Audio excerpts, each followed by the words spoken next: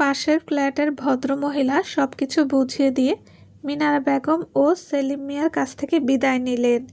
যাওয়ার আগে আইসিইউর বন্ধ দরজার দিকে তাকিয়ে বললেন, মেয়েটা যেন বেঁচে যায়। হাসপাতালের দীর্ঘ করিডোরে পাশাপাশি বসে আছেন মিনারা বেগম আর সেলিম মিয়া। চারদিকে নিস্তব্ধতা, কেবল মনিটরের ক্ষীণ শব্দ, নার্সদের ব্যস্ত পদচারণা আর দূরে কোথাও কোনো স্বজনের কান্নার আওয়াজ ভেসে আসছে।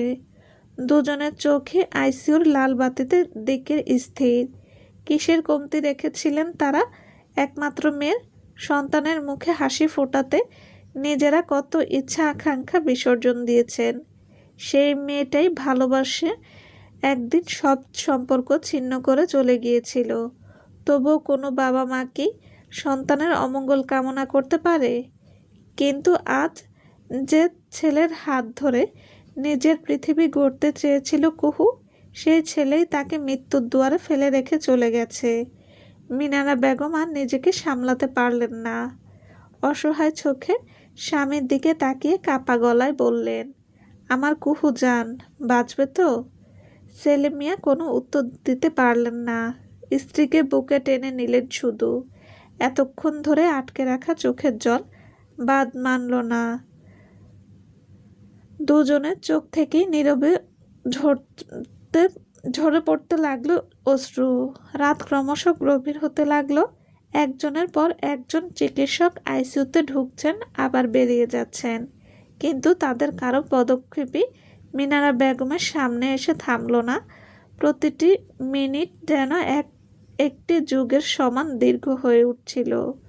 ফজরের আজান দেওয়ার কিছুক্ষণ আগে ভোর প্রায় 4টার দিকে আইসিইউর দরজা খুলে এক নার্স বেরিয়ে এলেন। উৎকণ্ঠায় দুজনই একসঙ্গে উঠে দাঁড়ালেন। নার্স হালকা হেসে দিয়ে বললেন, আলহামদুলিল্লাহ, রোগীর অবস্থা আগের তুলনায় অনেকটাই স্থিতিশীল। আপাতত আশঙ্কামুক্ত বলা যায়। কিছুক্ষণের মধ্যেই আইসিইউ থেকে কেবিনে হস্তান্তর করা হবে। আল্লাহর শুকরিয়া আদায় করে মিনারা বেগম সেজদায় লুটিয়ে পড়লেন। বুকের উপর থেকে যেন বিশাল এক পাথর নেমে গেল। সেলিম মিয়ার অনুরোধে কিছুক্ষণ পর কুহুকে কেবিনে হস্তান্তর করা হলো। তবে সে তখনও খুব দুর্বল। জ্ঞান ফিরেছে, কিন্তু চোখ খুলে তাকানো ছাড়া আর কিছু করার শক্তি নেই। মুখে কোনো কথাও নেই। ঠোঁট শুকিয়ে সাদা হয়ে গেছে। হাতে স্যালাইনের ক্যানুলা, পাশে রক্ত চলছে। শরীরে প্রতিটি কোণা যেন অসহনীয় যন্ত্রণায় জন্ম দিচ্ছে। কিছুক্ষণ পর দায়িত্বপ্রাপ্ত স্ত্রীরোগ বিশেষজ্ঞ কেবিনে প্রবেশ করলেন। রোগীর ফাইল কয়েক মুহূর্ত দেখে তিনি ভ্রু কুঁচকে মিনারা বেগমের দিকে তাকালেন। রোগীকে গর্ভাবস্থায় নিয়মিত কোন চিকিৎসক দেখিয়েছিলেন? প্রশ্নটা শুনে মিনারা বেগম থমকে গেলেন। কেন ডাক্তার সাহেব? ডাক্তার গম্ভীর কণ্ঠে বললেন, আমরা রোগীর রক্তের রিপোর্ট ও প্রাথমিক তথ্য পর্যালোচনা করে দেখেছি। উনি নিয়মিত শক্তিশালী ঘুমের ওষুধ সেবন করেছিলেন। সাধারণ অবস্থাতেও এ ধরনের ওষুধ চিকিৎসকের পরামর্শ ছাড়া খাওয়া উচিত নয়, আর গর্ভ অবস্থায় তো আরও সতর্ক থাকতে হয়। এসব ওষুধ ভ্রূণ ও মায়ের দুজনের জন্যই ঝুঁকিপূর্ণ হতে পারে। কে ওষুধগুলো দিয়েছিলেন? মিনারা বেগম হতভম্ব হয়ে গেলেন। আমরা তো কিছুই জানি না। প্রেগনেন্ট একটা মেয়ে ঘুমের ওষুধ তো আর আপনাদের মর্জি মতো খাওয়ালে চলবে না। নিশ্চয়ই কোনো ডাক্তারের পরামর্শ নিয়েছে। মিনারা বেগম নির্বাক। তার চোখ দুটো বড় হয়ে উঠল। মুহূর্তে যেন ভয়ঙ্কর এক সত্য মাথার ভেতর বজ্রপাতের মতো আঘাত করল। কাঁপা কাঁপা গলায় তিনি ফিসফিস করে বললেন, তাহলে শুধু আজ নয়, আমার মেয়েটাকে এতদিন ধরে একটু একটু করে মৃত্যুর দিকে ঠেলে দেওয়া হচ্ছিল। এবার সেলিম মিয়া ধীর গলায় বললেন, ডাক্তার সাহেব, মেয়ে তো আমাদের সঙ্গে থাকে না, বিয়ের পর থেকেই শ্বশুরবাড়িতে থাকে। ওর দৈনন্দিন চিকিৎসা, ওষুধ এসবের কিছু আমাদের জানা ছিল না। ডাক্তার দীর্ঘশ্বাস ফেললেন। বুঝতে পারছি, আপাতত রোগীকে মানসিক চাপ থেকে দূরে রাখুন। ওর শরীর যেমন ভেঙে পড়েছে, তার চেয়েও বেশি ভেঙে পড়েছে মন। এখন শারীরিক চিকিৎসার পাশাপাশি মানসিক সাপোর্টের জন্য সমান জরুরি। এদিকে পুরো বাসা জুড়ে কানাঘোষা শুরু হয়ে গেছে, এক ফ্ল্যাট থেকে আরেক ফ্ল্যাটে, এক বারান্দা থেকে অন্য বারান্দায় একই আলোচনা। শুনেছেন, জিসান নাকি নিজের বউয়ের বেস্ট ফ্রেন্ডকে নিয়ে পালিয়েছে। আরে মেয়েটা তো 5 মাসের প্রেগনেন্ট ছিল। আল্লাহ, মানুষ এতটা নিষ্ঠুরও হতে পারে। খবরটা ছড়িয়ে পড়তে সময় লাগলো না। যারা গতকাল পর্যন্ত জিসানকে ভদ্র শান্ত ছেলে বলে জানত, তারাও আজ ঘৃণায় মুখ ফিরিয়ে নিতে লাগলো। এরই মধ্যে বাড়ির মালিক ক্ষুব্ধ মুখে কয়েকজন শ্রমিক নিয়ে ফ্ল্যাটে ঢুকলেন। এই খাটটা নামাও, আলমারিটাও বের করো, সব বের করো। শ্রমিকরা একে একে আসবাবপত্র টেনে বাইরে আনতে লাগলো। বাড়ির সামনে মুহূর্তে ছোটোখাটো ভিড় জমে গেল। বাড়িওয়ালা ক্ষোভে ফুঁসতে ফুঁসতে বললেন, 3 মাসের বাসা ভাড়া বাকি রেখে মানুষ উধাও। বেটা তো আর ফিরবে না। এখন ভাড়ার টাকা অন্তত এসব জিনিসপত্র বিক্রি করে তুলতে হবে। তিনি রাগে দাঁত চেপে আবার বললেন, শুরুতেই সন্দেহ হয়েছিল, ঠিকঠাক কোনো কাজকর্ম করতো না। সারাদিন ঘরের দরজা বন্ধ করে কি করতো আল্লাহই জানে। তখনই ভাড়া দিতে চাইনি। মানুষের মুখের কথায় বিশ্বাস করে ভুল করেছি। চারপাশের লোকজন নিজেদের মধ্যে ফিসফিস করতে লাগলো, বউটা হাসপাতালে মৃত্যুর সঙ্গে লড়ছে, আর লোকটা অন্য মেয়েকে নিয়ে পালিয়েছে। এমন মানুষের জন্যই ভালোবাসার শব্দটার মান নষ্ট হয়। বাড়িওয়ালা তিক্ত হাসলেন। এতই যদি প্রেম ছিল, তাহলে বউটাকে তালাক দিত। অন্তঃসত্ত্বা স্ত্রীকে রক্তাক্ত অবস্থায় ফেলে পালাতে বুক কাঁপল না? এমন পুরুষ আবার পৌরুষ কিসের? রাগে তার কণ্ঠস্বর ভারী হয়ে উঠল। আল্লাহ সব দেখেন। মানুষের চোখ ফাঁকি দেওয়া যায়, কিন্তু আল্লাহর বিচার থেকে কেউ বাঁচতে পারে না। যে মেয়েটা নিজের সব কিছু ছেড়ে ওর সঙ্গে এসেছিল, সেই মেয়েটাকেই মৃত্যুর মুখে ঠেলে দিয়েছে। এমন জানোয়ারদের উপর আল্লাহর গজব নেমে আসুক। বাড়িওয়ালার রাগান্বিত কথায় আশেপাশে দাঁড়িয়ে থাকা কেউ চাপা হাসি হাসল, আবার কেউ এগিয়ে এসে তাকে শান্ত করার চেষ্টা করলো। আরে চাচা, একটু শান্ত হন, রাগ করে তো আর কিছু হবে না। আরেকজন বলল, আগে মানুষ দুটোকে খুঁজে বের করা দরকার, পরে ভাড়ার হিসাব নিকাশ করবেন। বাড়িওয়ালা চোখ রাঙিয়ে বললেন, খুঁজে কি করব? পালিয়ে যখন আর ফিরবে না।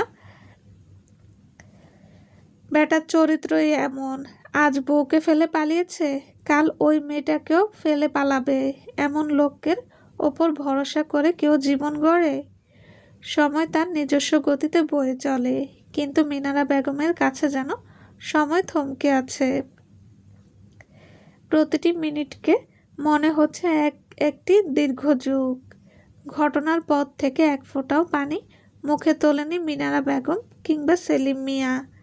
একমাত্র মেয়েটার জীবন মৃত্যুর সন্ধিক্ষণ পেরিয়ে হাসপাতালের বিছানায় শুয়ে আছে, এমন অবস্থায় কোনো বাবা মায়ের গলা দিয়ে কি আর খাবার নামে? কুহুও যেন সম্পূর্ণ বদলে গেছে। সারাদিন নিথর হয়ে শুয়ে থাকে, ছাদের দিকে স্থির দৃষ্টিতে তাকিয়ে থাকে, কিন্তু একটি শব্দও উচ্চারণ করে না। কেউ কিছু জিজ্ঞেস করলে শুধু ফাঁকা চোখে তাকিয়ে থাকে।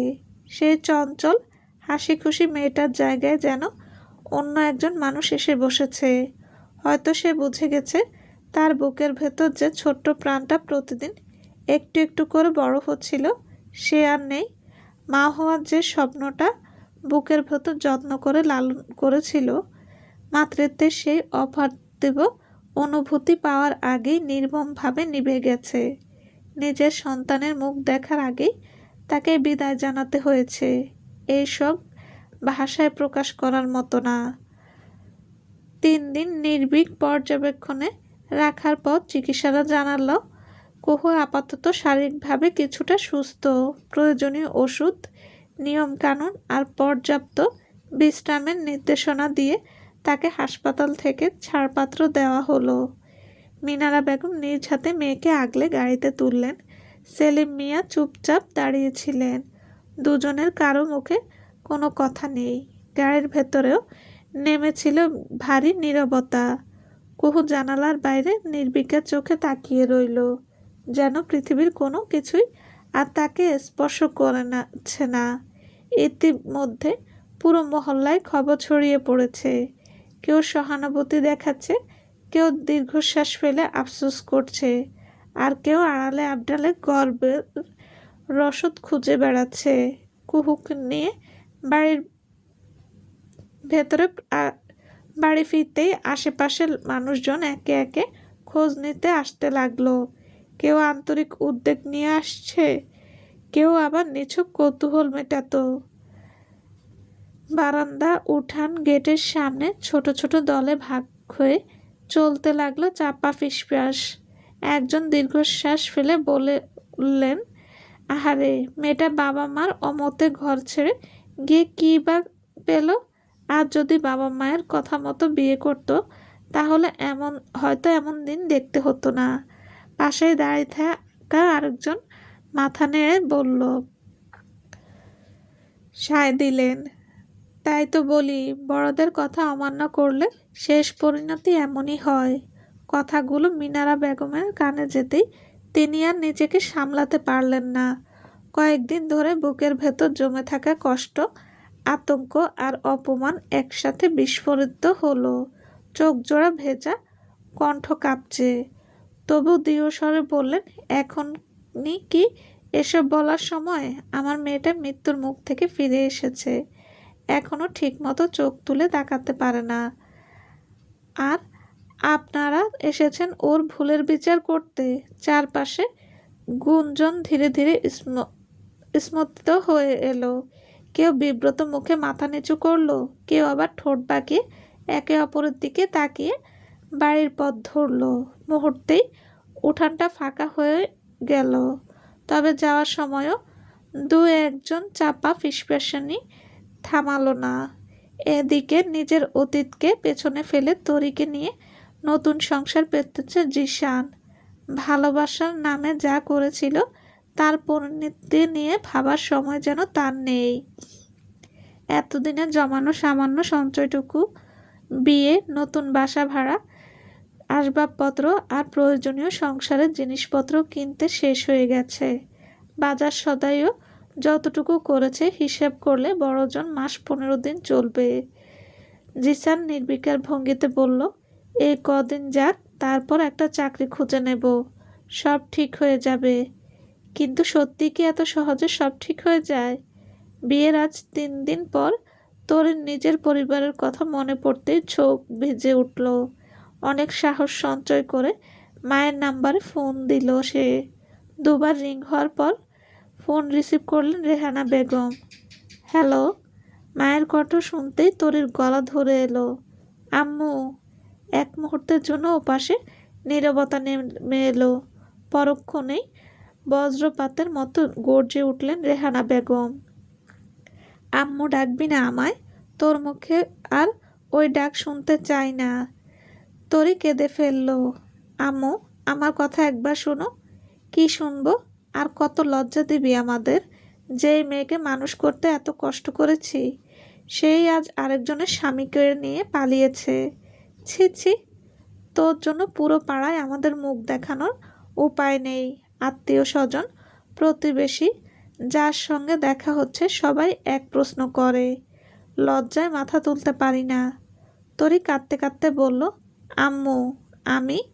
রেহানা বেগম কোনো সুযোগ দিলেন না। চুপ, একটা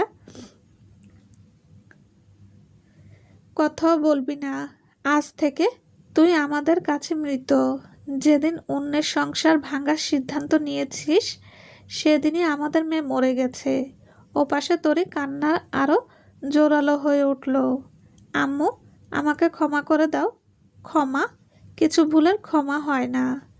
তোর জন্য একটা নিরীহ মেয়ের সংসার ভেঙেছে, তার কোল খালি হয়েছে, তার জীবন ধ্বংস হয়েছে। সেই অভিশাপ নিয়ে সুখী হবি ভাবছিস? মনে রাখিস, অন্যের চোখের জল কখনো বৃথা যায় না। রেহানা বেগমের কণ্ঠ এবার ঘৃণায় ভরে উঠল। আজকের পর আর কোনোদিন এই নাম্বারে ফোন দিবি না, আর জীবনে কোনোদিন এ বাড়ির ত্রিসীমানায় পা রাখবি না। তোর জন্য আমাদের ঘরে দরজা চিরদিনের জন্য বন্ধ। কথাগুলো বলেই ফোন কেটে দিলেন তিনি। ফোনটা কেটে যেতেই তরি ধপ করে খাটে বসে পড়ল। চোখের জল আর আটকে রাখতে পারল না। দু হাত দিয়ে মুখ ঢেকে ফুপিয়ে কেঁদে উঠল। কয়েকদিনের ব্যবধানে যেন নিজের শেষ আশ্রয়টুকুও হারিয়ে ফেলেছে সে। জিশান এগিয়ে এসে তরির পাশে বসলো, আলতো করে তার কাঁধে হাত রাখল। এভাবে ভেঙে পড়ো না তরি। তরি কোনো উত্তর দিল না, কাঁদতেই থাকলো। জিসান তার চোখের জল মুছে দিয়ে বলল, সময়ের চেয়ে বড় ওষুধ আর কিছু নেই। আজ সবাই আমাদের ভুল বুঝেছে, একদিন দেখবে সব ঠিক হয়ে যাবে। তোমার বাবা মাও একদিন আমাদের মেনে নেবে। তরি ভাঙা গলায় বলল, যদি কোনোদিনও না মানে? জিসান তরির দু হাত নিজের মুঠোয় নিয়ে দৃঢ় কণ্ঠে বলল, তবুও ভয় পেও না, আমি তো আছি। যতদিন বেঁচে থাকবো তোমার হাত ছেড়ে কোথাও যাব না। তোমাকে এভাবে কাঁদতে দেখলে মনে হয় এই আমার হৃদয়টাই টুকরো টুকরো হয়ে যাচ্ছে। তাই প্লিজ নিজেকে সামলাও, আমরা একসঙ্গে আছি, এটাই সবচেয়ে বড় কথা। তরি ধীরে ধীরে মাথাটা জিসানের কাঁধে রেখে চোখ বন্ধ করলো। চলবে। আসসালামু আলাইকুম। গল্পটা কেমন লেগেছে প্লিজ প্লিজ জানাবেন। আর হ্যাঁ, অবশ্যই লাইক কমেন্ট করতে ভুলবেন না। আর যারা আমার চ্যানেলটি এখনও সাবস্ক্রাইব করেননি তাদের বলছি, প্লিজ প্লিজ চ্যানেলটি সাবস্ক্রাইব করে পাশে থাকুন। সবাই ভালো থাকবেন। আল্লাহ হাফেজ।